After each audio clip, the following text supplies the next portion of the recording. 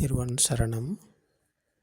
அதிகௌரவத்துக்குரிய எங்களுடைய கல்யாண மித்ரு குருநாதர் புத்தோத்பாது ஆரியன் பான்சவின் பாத நமஸ்காரம். இப்போது நாங்கள் பார்ப்போம், இந்த சமூகத்தில் ஒரு பிரச்சனை இருக்குது. என்னென்னா, புத்தர் போதித்த இந்த தர்மத்தை புரிந்து கொள்ள நாங்கள் தியானம் செய்திருக்கணுமா? சமத்த தியானம் பண்ணி மனதை ஒரு நிலைப்படுத்தியிருக்கணுமா இந்த புத்த தர்மத்தை நாங்கள் புரிந்து கொள்ள என்ற கேள்வி சமூகத்தில் நிறைய பேர்த்துக்கிட்டே இன்றைக்கி இருக்குது.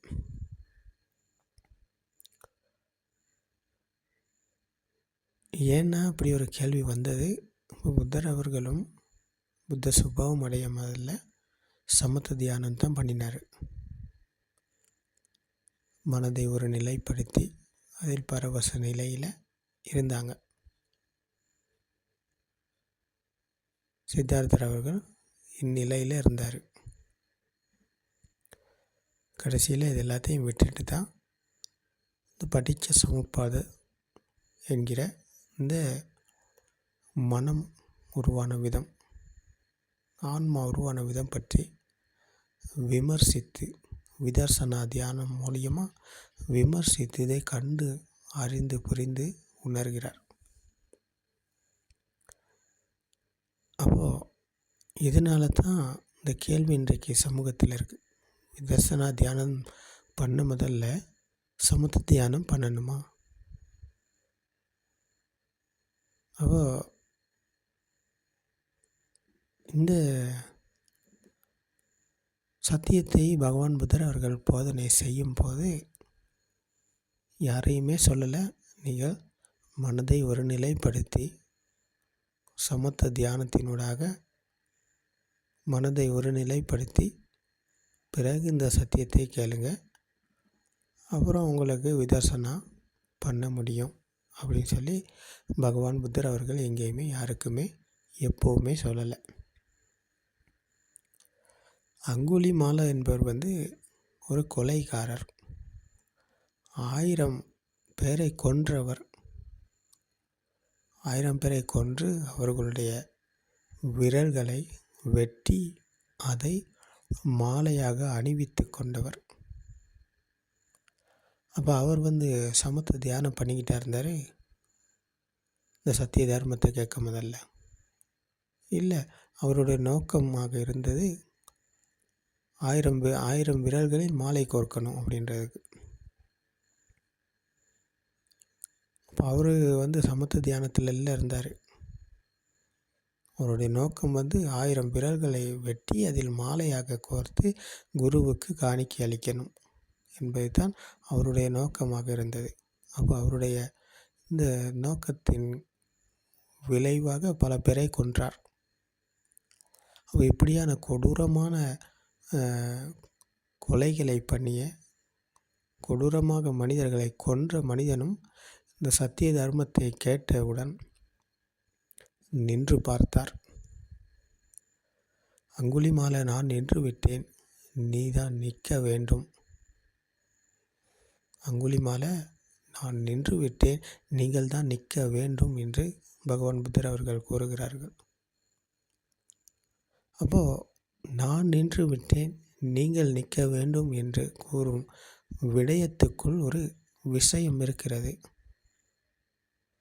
அப்போ என்ன அந்த விஷயம் என்பதைத்தான் நாங்கள் இங்கே விமர்சிக்கிறோம். அப்போ அந்த விமர்சனம் தான் விதர்சனா. அப்போ அதற்கு நாங்கள் சமத்த தியானம் பண்ணி மனதை ஒரு நிலைப்படுத்தி கொண்டு வரணும் அப்படின்ற ஒரு விஷயத்தை பகவான் புத்தர் அவர்கள் சொல்லலை. அப்போது நான் நின்று விட்டேன், நீங்கள் நிற்க வேண்டும் என்று சொல்வது மனதளவில். நாங்கள் மனதளவில் தான் ஓடிக்கொண்டிருக்கிறோம். இந்த உலகிலுள்ள அனைத்து மனிதர்களும் மனதளவில் ஓடிக்கொண்டிருக்கிறார்கள். அதை பெற்றுக்கொள்ள, இதை அடைய, அதை தன் வசப்படுத்தி கொள்ள என்று போட்டி போட்டுக்கொண்டு பொறாமைப்பட்டு கொண்டு நல்லது கெட்டது இன்பம் துன்பம் லாபம் நட்டம் புகழ்ச்சி இகழ்ச்சி என்ற இந்த 2 பக்கங்களுக்கும் தாவி தாவி ஓடி ஓடி திரிகிறார்கள். அப்போ இதுதான் மனதளவில் ஓடும் ஓட்டம். அப்போ அந்த குதிரையை போல குதிரை இன்றைக்கி குதிரை ரேஸ் ஓடுது இன்றைக்கி. அப்போ அது கால்களால் தான் ஓடுது. ஆனால்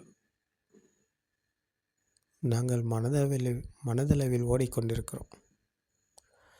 பார்க்குறதுக்கு குதிரை ஓடுது, ஆனால் பார்ப்பதற்கு தெரிய மாட்டேங்குது நாங்கள் மனதளவில் ஓடிக்கொண்டிருப்பது. அப்போது இது என்னைக்கு நிற்கிதோ, நான் இந்த ஓடும் ஓட்டம் மனதளவில் ஓடும் ஓட்டம் எப்போ நிற்கிதோ அன்னைக்கு தான் விமோச்சனம் இருக்குது. அப்போது இதை நின்று பார்த்தார்.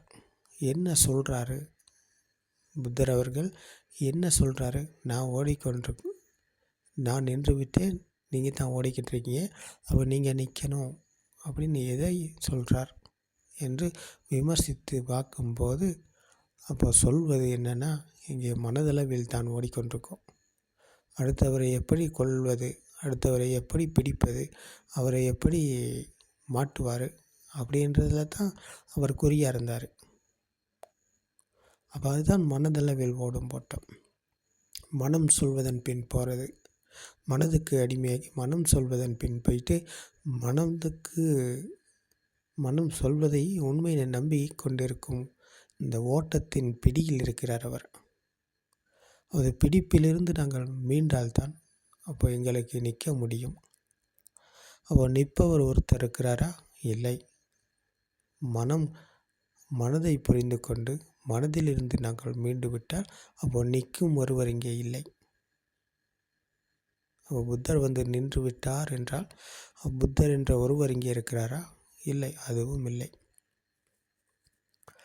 அப்போ இந்த கேள்விக்கான விடை, இந்த சமூகத்தில் உள்ள கேள்விக்கான விடை இங்கே இருக்கிறது. பகவான் புத்தர் அவர்கள் எங்கேயுமே யாருக்குமே எப்போவுமே சொல்லலை, நீங்கள் சமத்த தியானம் பண்ணுங்கள், மெடிடேஷன் பண்ணுங்கள், மெடிடேஷனூடாக மனம் ஒரு நிலைக்கு வரும், மனம் சாந்தமான சுவையை அடையும். அது சமத்த என்ற மனம் சாந்தமான ஒரு தன்மைக்கு வரும்.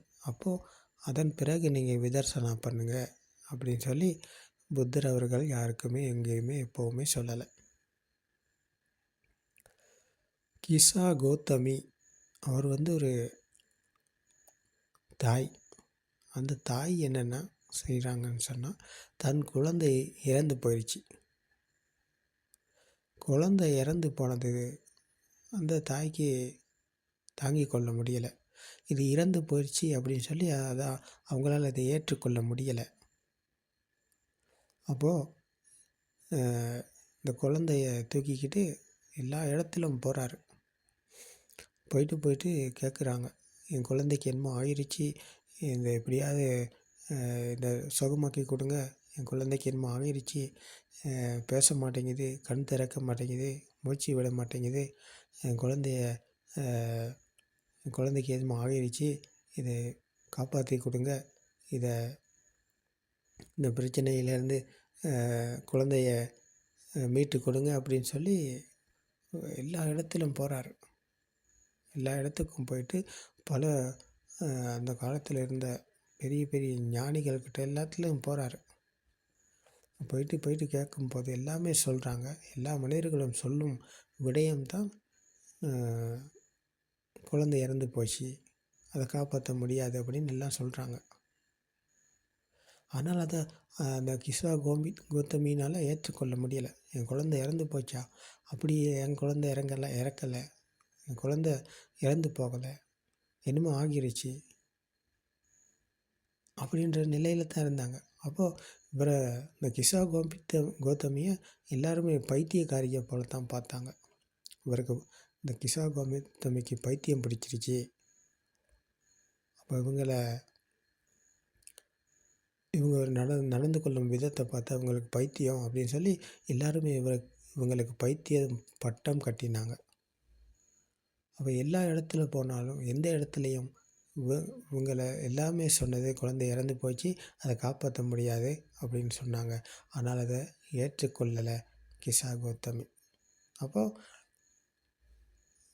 கடைசியாக தான் இந்த குழந்தையும் தூக்கிக்கிட்டு புத்தர் இடத்துல போகிறாரு. இந்த கிசா கோத்தமி போகிறாங்க.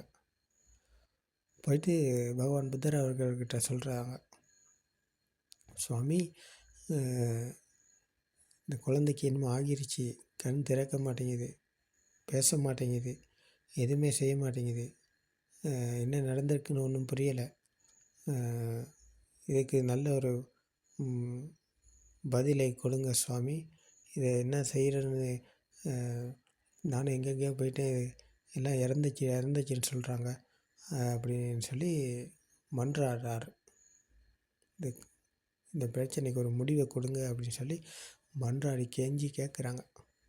அப்போது பகவான் புத்தர் அவர்கள் கூறுகிறார்கள், அங்கே ஒரு சூழ்ச்சமத்தை தான் செய்கிறார் பகவான் புத்தர் அவர்கள். ஒரு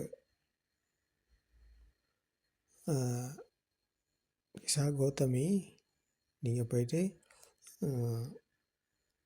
மரணிக்காத வீட்டில், மரணம் சம்பவிக்காத ஒரு வீட்டில் ஒரு கடுகு ஒரு பிடி வாங்கிட்டு வாங்க அப்படின்னு சொல்லி சொல்கிறாரு. சரிங்க சுவாமி அப்படின்னு சொல்லி குழந்தைய வச்சுட்டு கிசா கோத்தமி போகிறாங்க. வீடு வீடாக போகிறாங்க. மரணிக்காத வீட்டில் கடுகு பிடி கேட்டுக்கிட்டு. போக போக எல்லா இடத்திலும் சொல்கிறாங்க, எங்கள் வீட்டில் மரணம் சம்பவிச்சிருக்கு, எங்கள் அம்மா இறந்து போயிருக்காங்க, அப்பா இறந்து போயிருக்காங்க, தாத்தா பாட்டி அப்படின்னு எல்லாமே எங்கள் வீட்டில் எல்லாம் இப்படி இறந்துருக்காங்க, யாருமே இறக்காதவங்க, எங்கள் வீட்டில் யாரும் இறக்காமல் இல்லை, இறந்துருக்காங்க அப்படின்றத எல்லா வீட்லேயும் சொல்கிறாங்க.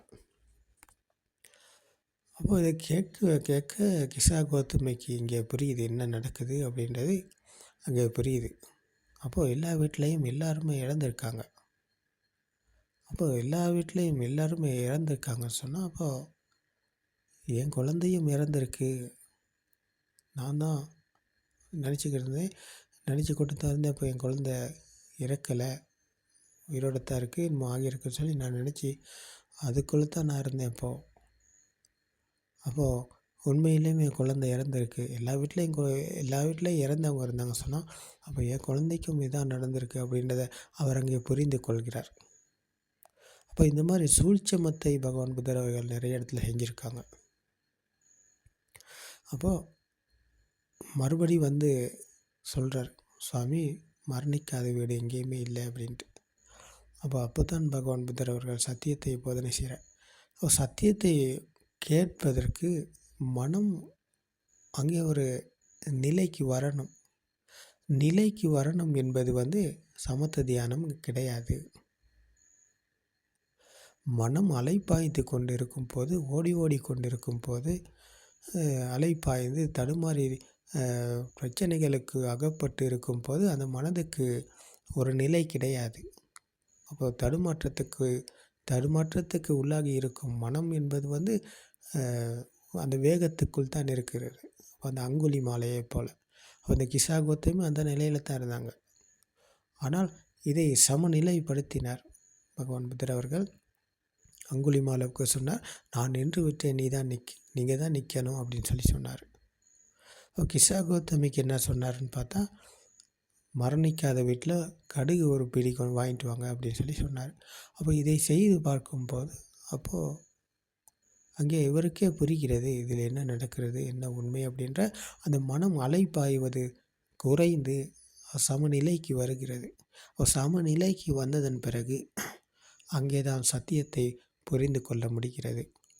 அப்போ அவருக்கு சத்தியத்தை போதனை செய்யும்போது அவர் சத்தியத்தை பிடித்து கொள்ளுகிறார்.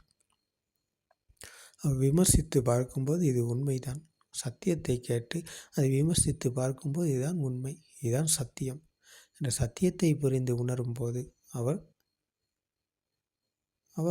அவருக்கு எல்லாமே எண்ணங்கள் தான். குழந்தை என்றாலும் ஒரு எண்ணம், மனிதர்கள் என்றாலும் ஒரு எண்ணம், எதுவாக இருந்தாலும் அவை எல்லாமே எண்ணங்கள். வீடு, வாசல், காசு, தங்கம், சூரியன், சந்திரன், இலை, பூ, காய் எல்லாமே எண்ணங்கள். அப்போ எண்ணங்கள் என்பது வெளியில் அல்ல, எல்லாம் மனதில் தான் இருக்கிறது. வெளியில் இல்லாததைத்தான் நாங்கள் இருக்கிறது என்று நினைத்து பிடித்து கொண்டிருந்தோம். அப்பிடிப்பில் இருந்து தான் அவர் மீள்கிறார். இந்த சத்திய தர்மத்தினூடாக கேட்டு இதை விமர்சித்து பார்க்கும்போது அப்போ இது எல்லாமே வெளியில் இல்லை, எல்லாம் மனசில் தான் இருக்குது. மனசில் இருக்கும் எண்ணங்களைத்தான் நாங்கள் வெளியில் இருக்குது அப்படின்னு சொல்லி நினச்சிக்கிட்டு இருந்தோம். என்ற சத்தியத்தை அவர் புரிந்து உணரும் போது அவர் அந்த மாமரம், வாழை மரம், தென்னை மரம், பலாமரம், சூரியன், சந்திரன், அம்மா, அப்பா, வீடு, வாசல், காசு, தங்கம் இது எல்லாமே எண்ணங்கள் என்ற சத்தியத்தை அவர் புரிந்து உணரும் போது அவைகளிலிருந்து அவர் மீள்கிறார். அப்போ இவை எல்லாமே எண்ணங்கள் என்றால் அது வெளியில் இருக்கும் ஒரு திரவம் கிடையாது, அது வெளியில் இருக்கும் ஒரு திரவியம் கிடையாது, ஒரு பொருள் கிடையாது, ஒரு நபர் கிடையாது, எல்லாமே எண்ணங்கள். அப்போ எண்ணங்கள் எல்லாம் மனதில் தான் இருக்குது, வெளியில் இல்லை. இந்த சத்தியத்தை புரிந்து உணர்பவர் தான் விதர்சனா தியானத்தினூடாகத்தான் இதை புரிந்து உணர்கிறார் அவர். அப்போ இதை கேட்டு அறிந்து கொண்ட விடயத்தை விமர்சித்து தான் அவர் புரிந்து கொள்கிறார். அந்த விதர்சனாவின் ஊடாகத்தான் அவர் புரிந்து கொள்கிறார். அப்போ இதற்கு தான் மனதை ஒரு நிலைப்படுத்தணுமா அப்படின்னு இன்றைய சமூகத்தில் ஒரு கேள்வி இருக்குது. அந்த சமத்த தியானத்தினூடாக மெடிடேஷன் செய்து மனதை ஒரு நிலைப்படுத்தி கொண்டு தான் நாங்கள் சத்திய தர்மத்தை கேட்கணும். அப்போ அதன் வழியாக எங்களுக்கு விதர்சனை பண்ண முடியும் அப்படின்றது தான் இந்த சமூகத்தில் உள்ள இன்றைக்கு உள்ள கேள்வி. ஆனால் அப்படி ஒன்று சொல்லலை பகவான் புத்தர் அவர்கள், அப்படி ஒன்று சொல்லலை. எந்த ஒரு மன அமைதிக்குள்ளும் சத்தியத்தை புரிந்து கொள்ள முடியும். அதாவது சமத்த தியானம் பண்ணி தான் நாங்கள் மனம் உருவான விதம் பற்றி விமர்சிக்க முடியும் என்பது இல்லை.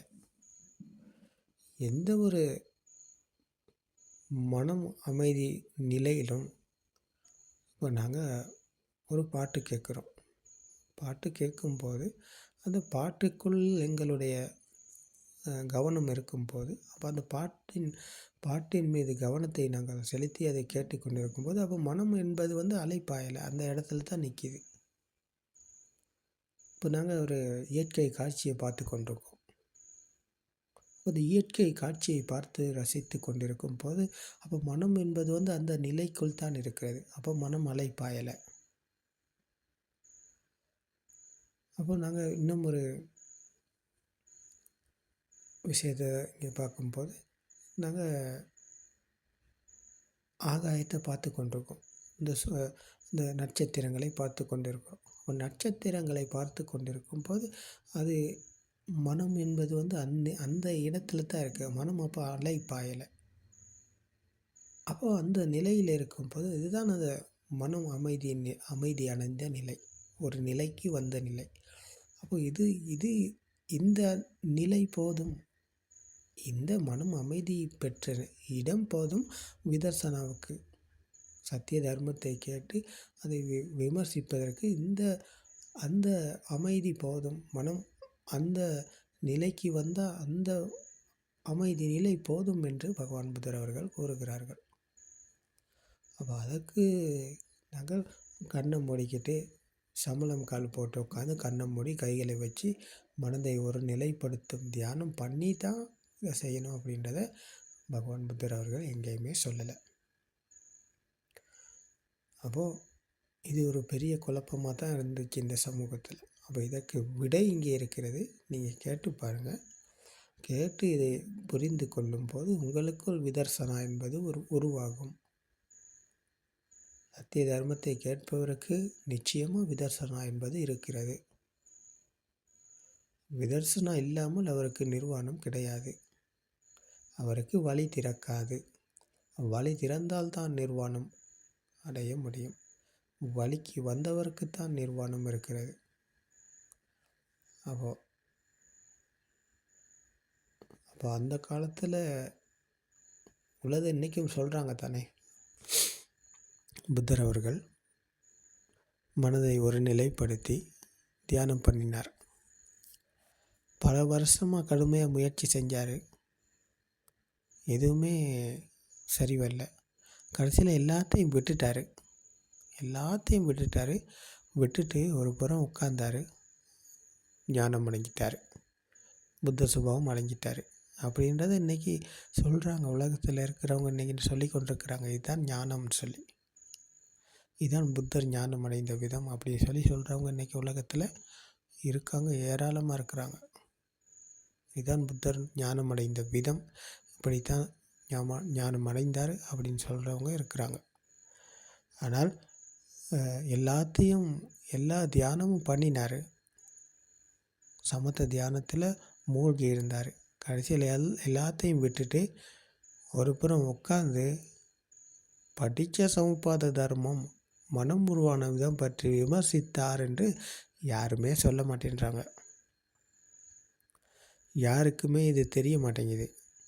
புத்தர் அவர்கள் கயா சிசி போதி மலையில் இந்த விதர்சனா தியானம் மூலியமாக தான் நிர்வாணம் அடைந்தார் என்பது இன்றைக்கி யாருக்குமே தெரியாத உண்மையாக இருக்கிறது. உலகத்தில் இந்த விஷயம் இன்றைக்கி யாருக்குமே தெரியல. அப்போ அது வெளியாகி கொண்டிருப்பது இந்த புத்தோத்பாத போதனைகளில் தான். விதர்சனா தியானம் பண்ணுறதுக்கு சமத்த தியானம் பண்ணிக்கிட்டு தான் வரணும் அப்படின்னு சொல்லி புத்தர் அவர்கள் சொல்லலை. அப்போ புத்தர் அவர்கள் சமத்த தியானத்தை பண்ணினார். கடைசியில் எல்லாத்தையும் விட்டுட்டு ஒரு புறம் உட்கார்ந்தார், ஞானம் அடைந்தார் அப்படின்னு சொல்கிறவங்க நினச்சி கொண்டிருக்காங்க. இதுதான் ஞானம், இதுதான் புத்தர் ஞானம் அடைந்த விதம் அப்படின்னு நினச்சி சொல்லி கொண்டிருக்காங்க. அப்போ அவர்கள் இருப்பது மனதின் மாயைக்குள்ளத்தான். அவர்களுக்கு இன்னும் மாயை என்னன்னு தெரியாது. மாயையிலிருந்து மீண்ட சுபம் என்றால் என்னன்னு தெரியாது அவர்களுக்கு. அப்போ நினைப்பில் தான் இருக்கிறாங்க. அப்போ அவங்க இருப்பது கற்பனையில். அப்போ கற்பனை அல்ல நாங்கள் சொல்வது, கற்பனையிலிருந்து மீண்ட சுபாவம், கற்பனையிலிருந்து விடுதலை அடைந்த சுபாவம் தான் பகவான் புத்தர் அவர்கள் போதித்தார்கள். அது இருப்பது இந்த புத்தோத்பாத தமிழ் போதனைகளில் இன்றைக்கு உலகத்துக்கு கேட்குது. அப்போ அதை வழங்கியவர் எங்களுடைய குருநாதர் அவர்கள், புத்தோத்பாது ஆரியன் வான்ஸ் அவர்கள். அப்போ அது இன்றைக்கு தமிழில் கேட்குறதுன்னு சொன்னால் அதுக்கு காரணமும் எங்களுடைய குருநாதர் அவர்கள். அப்போது எந்த ஒரு மன அமைதிக்குள்ளும் விதர்சனா பண்ண முடியும். அதை சமத்த தியானம் பண்ணி மனதை ஒரு நிலைப்படுத்தி கொண்டு தான் விதர்சனாவுக்கு வரணும் அப்படின்றது அப்படி ஒன்றும் கிடையாது, அப்படி ஒன்றும் இல்லை. அப்போ இதே போல் இன்னும் பல நாங்கள் இந்த அங்குலிமாலாவின் உதாரணம் போல், கிசா கோத்தமியின் உதாரணம் போல் இன்னும் பல உதாரணங்கள் இந்த இருக்குது சொல்லலாம், சொல்லிக்கொண்டே போகலாம். அப்போ அந்த மாதிரி நிறைய கதைங்க இருக்குது. அப்போது இது எல்லாமே பொருந்தக்கூடியதாகத்தான் இருக்கிறது. இது எதுவுமே பொருத்தமற்றது என்று சொல்வதற்கு எதுவுமே இல்லை, எல்லாமே பொருந்தக்கூடியது. அப்போ இது முதல் நிலை, நடுநிலை, இறுதி நிலை என்ற 3 நிலைகளும் பொருந்தக்கூடிய அளவுக்கு பகவான் புத்தர் அவர்கள் போதித்திருக்கிறார்கள். அப்போ அதை நீங்கள் சரியாக பிடிச்சிங்கன்னு சொன்னால், பாம்பின் கழுத்தை பிடிப்பது போல் சரியாக பிடிச்சிங்கன்னு சொன்னால் உங்களுக்கு இதை புரிந்து உணர்ந்து பிரத்யட்சம் அடைய முடியும். அப்போது நீங்கள் சரியாக இதை உங்களுக்கு பிடிக்க முடியலைன்னு சொன்னால், பாம்பின் வாலை பிடிச்சிங்க சொன்னால் பாம்பு உங்களை தீண்டிடும். இதே போல் நீங்கள் சரியாக பிடிக்கலைன்னு சொன்னால் உங்களுக்கு இதை புரிந்து கொள்ள முடியாது, அதுவே உங்களுக்கு பிரச்சனையாக மாறிடும். அப்போ நீங்கள் நாலேஜ் பக்கம்தான் போவீங்க.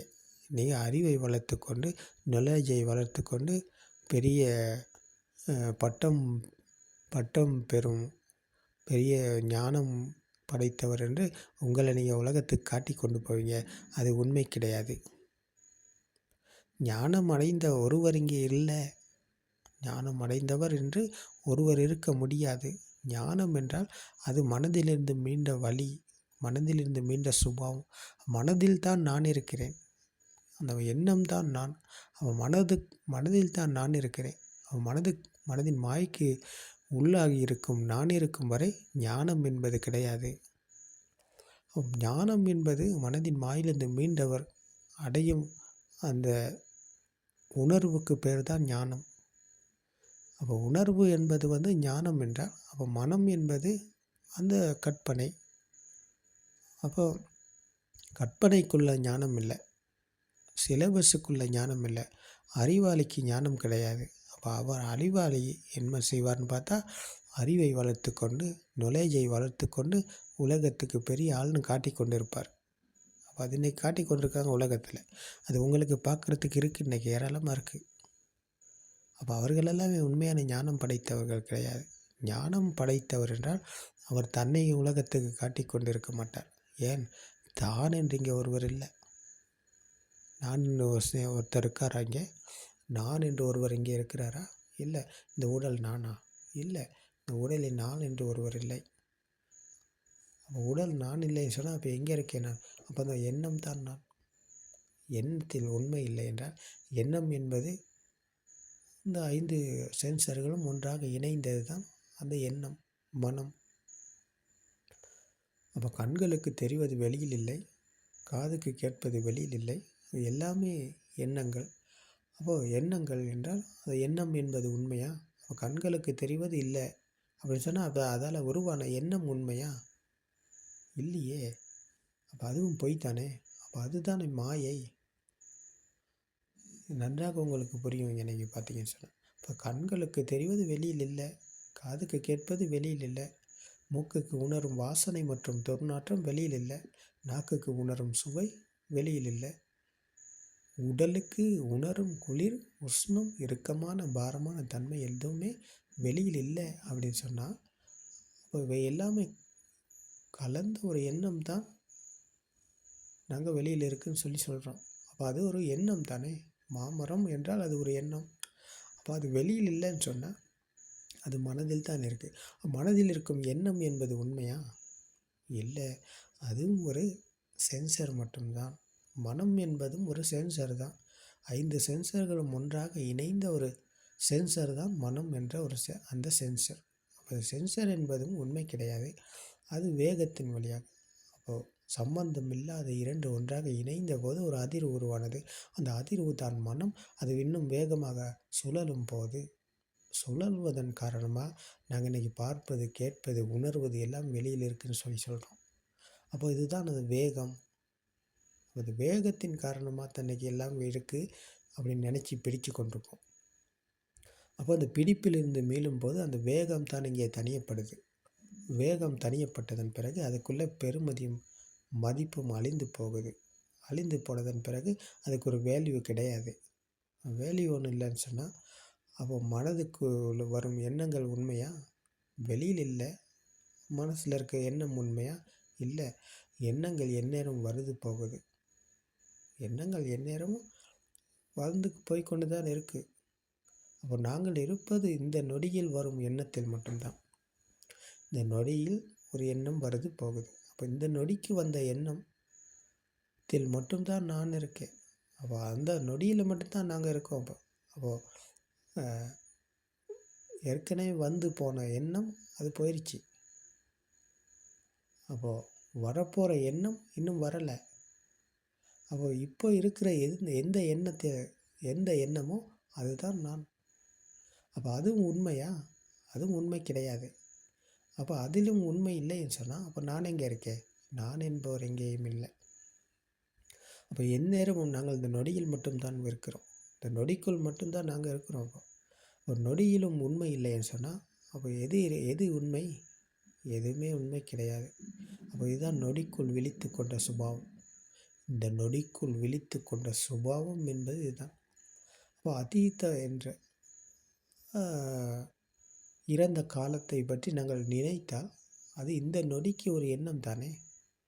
இந்த நொடிக்கு ஒரு எண்ணம் தான் நாங்கள் இறந்த காலத்தை பற்றி நினைப்பது என்பது.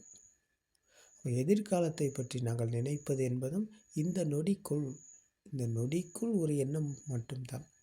அப்போது இறந்த காலமும் அது போயிடுச்சு, எதிர்காலம் இன்னும் வரலை. அப்போ இந்த நொடியில் நாங்கள் நினச்சிக்கிட்டு இருக்கோம் எல்லாமே.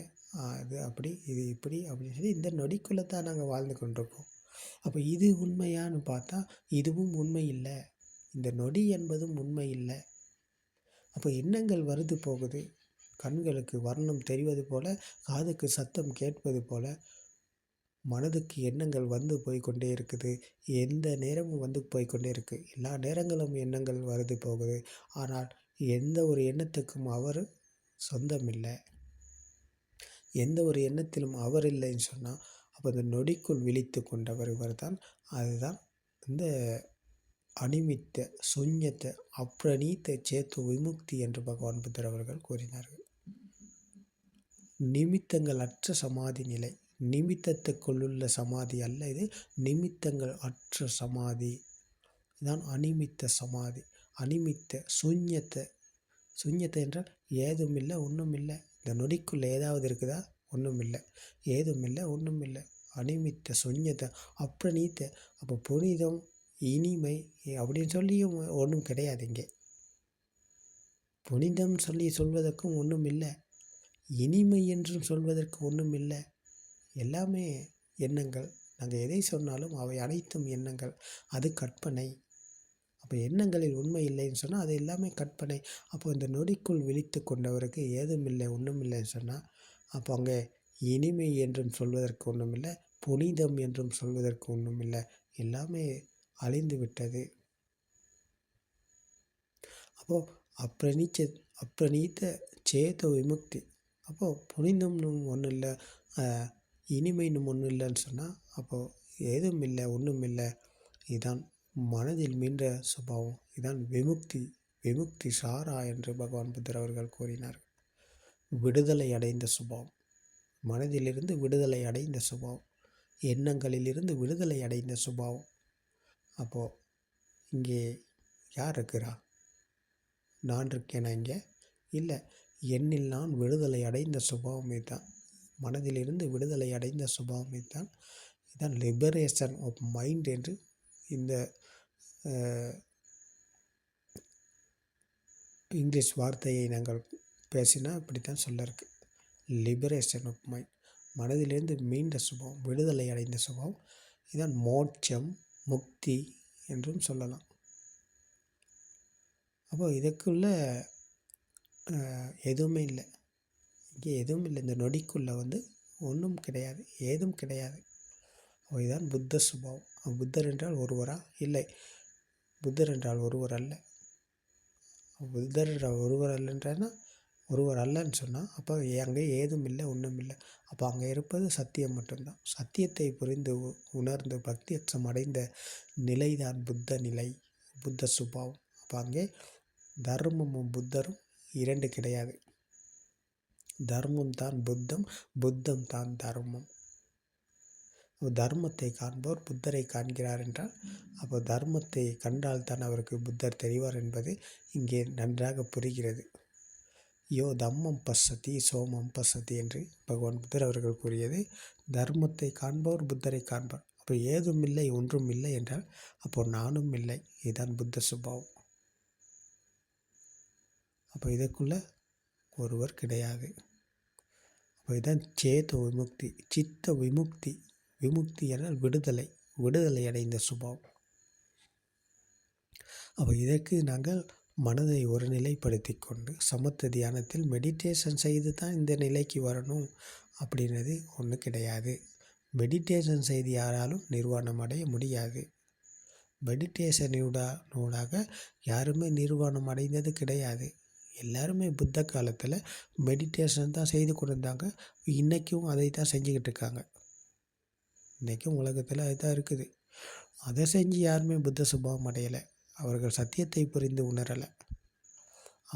அவர் சத்தியத்தை புரிந்து உணரணுமா இருந்தால், அவர் இந்த சேத்த விமுக்தியை அடையணுமா இருந்தால், மனதிலிருந்து விடுதலை பெறணுமாக இருந்தால், புத்த சுபாவம் அடையணுமா இருந்தால் அவர் படித்த சமபாத தர்மத்துக்கு வரணும். மனம் உருவான விதம் பற்றி தெரிந்து கொள்ளணும். தெரிந்து கொண்ட விடயத்தை விமர்சிக்கணும், விதர்சனா பண்ணணும். விதர்சனா பண்ணி அதன் வழியாக புரிந்து கொள்ளணும். புரிந்து கொண்ட விடயத்தை நடைமுறையில் கையாளணும். நடைமுறை வாழ்க்கையில், அன்றாட வாழ்க்கையில் அவர் இதை கையாளணும். கையாண்டு பார்க்கும்போது அவருக்குள் இது உறுதியாகும். அப்போதான் அவருக்கு இந்த மனதிலிருந்து மீளும் வழி கிடைக்கிறது. நடைமுறையில் தான் கிடைக்கிறது. நடைமுறையில் சத்தியத்தை கையாளாதவருக்கு இந்த மனதில் மீளும் வழி என்பது கிடையாது. மனதில் மீளும் வழி தான் அந்த ஆரிய அஷ்டாங்கிக மார்க்கை. பகவான் புத்தர் அவர்கள் கூறிய இந்த 8 வழி பாதை நடைமுறை பக்கம்தான் இருக்கிறது. சத்திய ஞானம் அடைந்தவருக்கு கிருத்திய ஞானம், சத்திய ஞானம்தான் சம்மாதிட்டி. சம்மாதிட்டிக்கு வந்தவருக்கு தான் அந்த 8 வழி பாதை திறக்கிறது, ஆரிய அஷ்டாங்கிக மார்க்கை. அப்போ அந்த 8 வழி பாதையில் பயணிப்பவர் தான் கிருத்திய ஞானத்தினூடாக மனதில் மேலும் வழியில் பயணிப்பவர். அப்போ அவருக்குத்தான் கிருத்தக் ஞானம் என்று, இந்த மனதில் மேலும் சுபாவம் அவருக்குத்தான் உணரக்கூடியதாக இருக்கும். மனதில் மேலும் வழி பயணிக்கும் போது அவருக்கு இதை உணரக்கூடியதாக இருக்கும். நான் என்று ஒருவர் இல்லை, எல்லாமே எண்ணங்கள் மனதில் தான் இருக்குது. அப்போ அவை அனைத்தும் எண்ணங்கள். அவை எண்ணங்களிலும் உண்மை இல்லை, சத்தியம் இல்லை. அப்போ இது மீண்டும் மீண்டும் போகும் நிலை அவருக்கு உணரக்கூடியதாக இருக்கும். அந்த உணர்வு தான் இந்த கிருத்தக் ஞானம் என்று பகவான் புத்தர் அவர்கள் கூறுகிறார்கள். அப்போ சத்திய ஞானம், கிருத்திய ஞானம், கிருத்தக் ஞானம் என்று 3ஐயும் தெளிவாக கூறியிருக்கிறார். அப்போது இந்த பயணம்தான் நாங்கள் மனதில் மேலும் வழியில் பயணிப்பது என்பது. அப்போ இது இன்றைக்கு உலகத்துக்கு கேட்கிறது என்றால் ஆச்சரியம், அற்புதம், மகா காம்பீரம். அப்போ நீங்களும் கேளுங்க, கேட்டு பாருங்கள், புரிஞ்சு உணர இந்த சத்திய தர்மம் உங்களுக்கும் துணையாக இருக்கும். திருவன் சரணம்.